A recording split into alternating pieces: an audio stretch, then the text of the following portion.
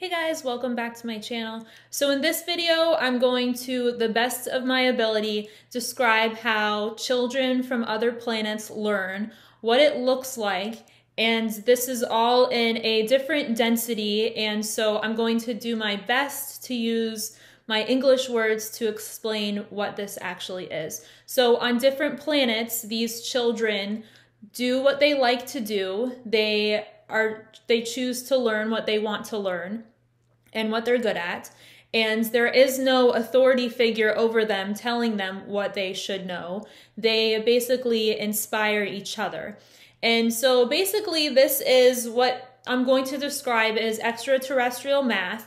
And you basically have all of these children sitting in a circle, and this is in a different density, so a higher density, and it's easier to see things flowing in the air and sort of like orbs, kind of, is what it looks like. The thumbnail of this video, like that. That's what it looks like.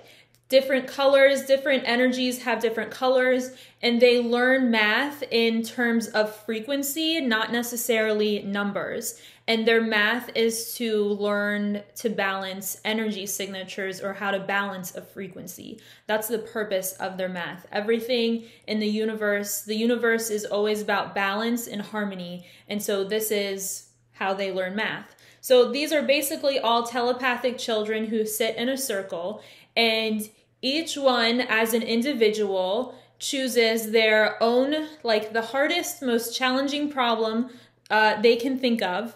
And it looks like they create with their mind, using telepathy, there's no words involved, they create a ball. And the ball, it's a ball of energy. And in the energy are energy frequencies or energy signatures. So they have the ball sitting in front of them, and with their thought, they create an energy frequency and an energy signature. And the purpose of this is to send it to another child through thought, and the other child is supposed to hack or unlock the ball. So the other child has to then identify the frequency, the energy signature in the ball, and then they find out sort of the opposite energy or what will balance that frequency, and then the ball will disintegrate. So they do that telepathically passing these balls or these frequencies of information back and forth to each other, and they're working for balance. They're identifying the frequency, they're identifying the energy signature, and then they try to balance the equation, basically. But it's not using numbers, it's using energy. So they are really learning to balance energy. That's what extraterrestrial math sort of is. In some cases, not in all cases. I'm not a genius, so I don't really know. But I do know this. So they send it back and forth. Then they get really excited when one person solves their equation. It's like a challenge, but it's not competition. They're encouraging each other, and they like to challenge each other. So it's exciting for them, and it's important that the child is excited, because when they are excited, it means they are happy and they are interested in what they're learning, and the brain is focused, and the focus is important. And when you're focused, you're going to process information faster and learn quicker. So if something is boring you, there's a reason why. And we've all been basically taught backwards in school. So these energy signatures, how they balance it is they start off easy. So you have a frequency, and let's just call it, this is Earth language, but let's just call it point A. And then you have another energy frequency, let's call it point B. And the distance between those frequencies, because they're not, I'm saying far apart, but they don't vary, they're closer together, so they're more similar. How you balance that equation, there's a shorter amount of space between the frequencies, so there's less variables involved, if that makes sense.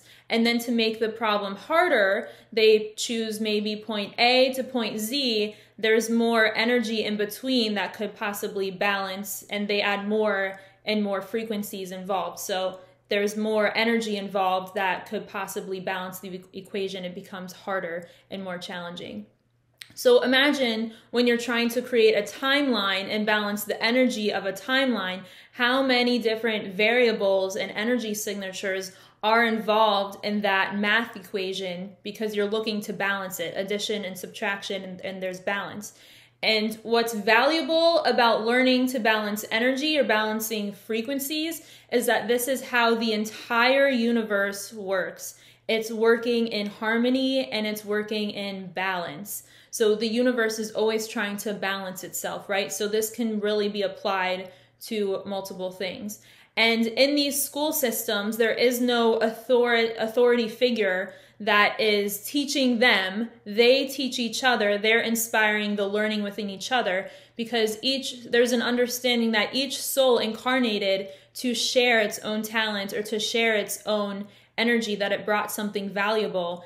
And the learning system is basically structured to inspire that within the child. There is this is a draconian system that we have, a school system where there's a teacher that is viewed as an authority figure and the child knows nothing and they must conform to what the teacher knows. They're actually siphoning and robbing the child of its creative energy. So when you have kids rebelling against the school system, I would argue that they're actually doing what they're supposed to do. And I expect that there's more children that are going to come and go to our school systems and completely reject the entire idea. Because anytime you have a authoritarian figure over you with the perception that because they are older, that they are smarter, that's not true. Because they've been doing this longer, that they know more, that's not true. That is completely robbing the children of their entire life purpose and why they were even born in the first place, to bring through new information and new energy. So it actually limits the human race, the way that we've been bringing up the children and the way we've been teaching them in schools. It completely stunts our growth, because every soul that has been born into this system has been taught out of what they were here to bring. So I would say too also that the children of New Earth, or the children being born now, are all telepathic. It's just that we inject them with neurotoxins from the time they're babies, and then we never give them the chance to actually learn telepathy, or we taught them out of that. So yeah, that's what I have to say, and I'll be back with more videos.